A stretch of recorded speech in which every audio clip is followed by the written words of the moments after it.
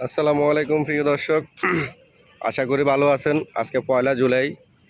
আমি আছি এই মুহূর্তে ভিয়েতনাম হ্যানয় সিটিতে অবস্থিত হোচিমিনের যেই সমাধিস্তূপ আছে ঠিক সেখানটায় দাঁড়িয়ে আছি।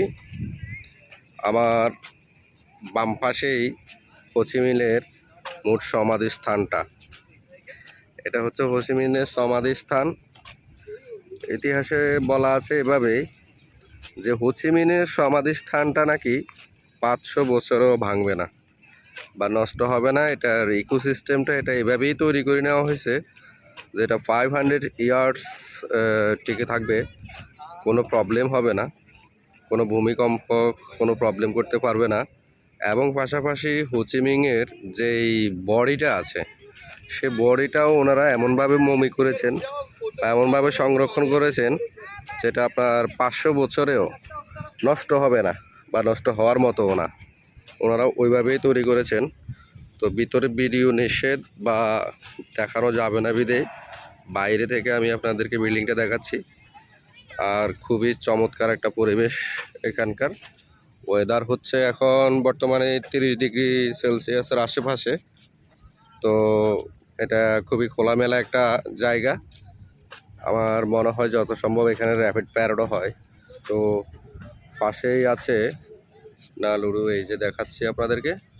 এটা সম্ভবত ওনাদের সংসদ ভবন বা কোনো সরকারি বড় কার্যালয় হয়। আমি এটা সম্বন্ধে এখনও কিছু জানতে পারিনি, সে ভিডিওয় এক্স্যাক্টলি বলতে পারতেছি না আপনাদেরকে। তবে আমার মনে হয় এটা সরকারি কোনো বড় অফিসই হবে বা আপনার সংসদ ভবন টাইপের কিছু হতে পারে। যাই হোক দর্শক, এই হচ্ছে। আর এখানে কিছু শৃঙ্খলা আছে, কিছু ডিসিপ্লিন আছে। তো এগুলা চাইলেই ভাঙা যাবে না। এখানকার গার্ডরা খুবই সতর্ক থাকেন এবং এখানকার গার্ডরা খুবই সেন্সিটিভ। ওনারা আপনার থেকে মানে এক্সকিউজটাও আশা করে না।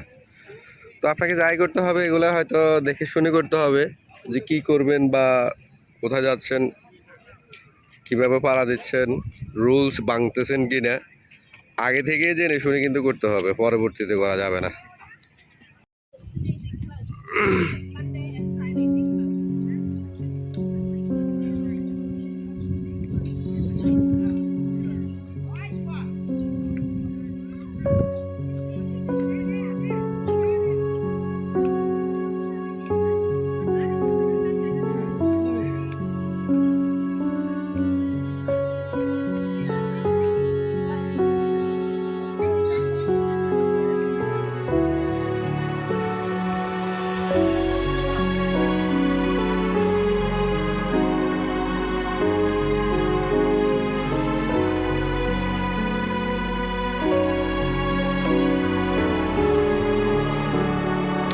নেটের সমস্যা, লাইভ করা যায় না।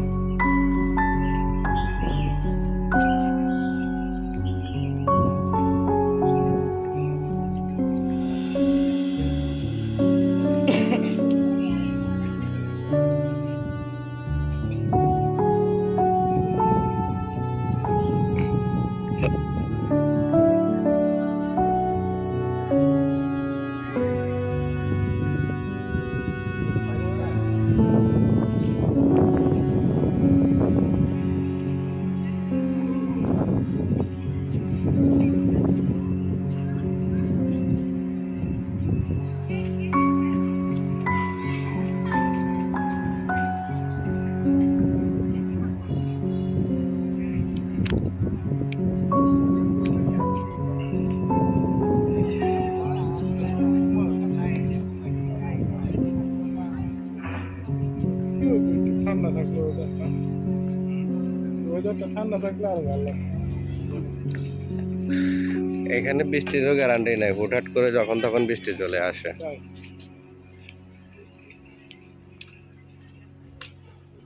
এটা কি পাগোড়া? না, এটা তো হ্যাঁ, এই এখানে ছোট্ট একটা আর বড় একটা আছে। এটা হচ্ছে 1 পিলার বিশিষ্ট। Hello, everyone. So in front of you here, we got the one pillar pagoda. 1 pillar pagoda One কইছে না? pillar One pagoda. pillar. This is the pagoda.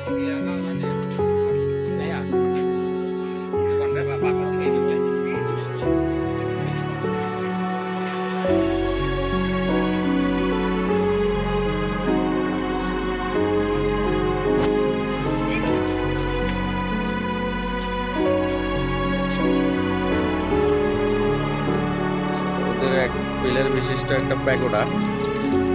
এখানে বাচ্চারা আসে, পুজো দেয়, বয়স্করাও আসে, পুজো টুজো দেয়। এটা ঐতিহাসিক, এটা সৌন্দর্য। এটার উপরে সিভিল স্ট্রাকচারই কিছু টালি ব্যবহার করেছে। বিশেষ করে যতদূর দেখলাম, চায়না, ভিয়েতনাম এবং থাইল্যান্ড বা আপনার ওই যে আরও কিছু কিছু দেশে যেমন এই টাইপেরই প্যাগোডাগুলো বেশি, বা টেম্পেলের মতো করে, অথবা তারা বাড়িগুলোও এরকমভাবে সাজায়। সম্ভবত এটা 4 কোণ বিশিষ্ট একটি প্যাগোডা। উপরে 2টা ড্রাগন আছে, আর ঠিক মাঝখানে একটা ড্রাগনের আয়না। এই হচ্ছে টোটাল প্যাগোডা। ঠিক যেরকম দেখতে পারতেছেন, এটাই হচ্ছে টোটাল প্যাগোডা। নিচে কিছু শাপলা ফুল আছে, আর একটা লিলি ফুল গাছও দেখতে পারতেছি, কিন্তু নিচের লিলি ফুলটা ফুটে নাই, বাট উপরের কিছু লিলি ফুল ফুটেছে। দেখানোর চেষ্টা করতেছি। এই যে এই উপরের গুলো হচ্ছে লিলি ফুল।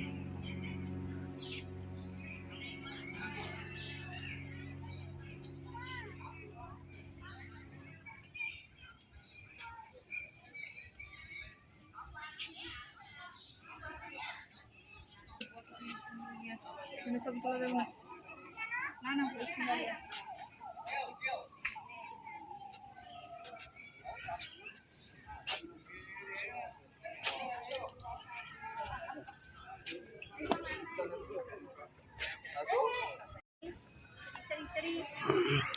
হো চি মিনের মিউজিয়াম দেখার পরে আমরা দেখেছি এখানকার পুরনো ঐতিহ্যবাহী যে প্যাগোডাটা ছিল, ওই প্যাগোডাটা বা ধর্মীয় শালা। আর ঠিক পাশে ওনাদের গভর্নমেন্ট কিছু কার্যক্রমের জন্য একটা অফিস আছে। এটা হো চি মিনা ব্যাংথং। আচ্ছা, এখন আমরা এখান থেকে বেরিয়ে যাব। আমাদের গাইড বললেন যে আমাদের গাড়িটা ঠিক বাইরে আমাদের জন্য অপেক্ষা করছে। আগামী 10 মিনিটের মধ্যে আমাদেরকে গাড়িতে একসাথ হতে হবে। তো দর্শক, চলুন আমরা এখন হো চি মিনের সমাধিস্থল থেকে বা হো চি মিনের এই জাদুঘর থেকে, মিউজিয়াম থেকে বেরিয়ে পড়তেছি। তো এতক্ষণ সাথে থাকছেন, আপনাদেরকে অসংখ্য ধন্যবাদ। দেখাবো আজকে সিটি ট্যুরের মধ্যে আর কি কি রয়েছে এবং আর কোথায় কোথায় যাই। মনে হয় না বেশি কিছু আছে এখানে, হয়তো সর্বোচ্চ আর 1-2টা জায়গাতে নিতে পারে, এরপর ওনারা ছেড়ে দিবেন। পাশে কিছু ফুল গাছ দেখতে পাচ্ছি। তো এগুলা কৃত্রিম না, এগুলা অরিজিনাল ফুল গাছ। তো এগুলো কি ফুল গাছ আমি ঠিক জানি না, যদি কেউ জানেন কমেন্ট করে জানাবেন যে ঠিক কি ফুল গাছ এগুলো।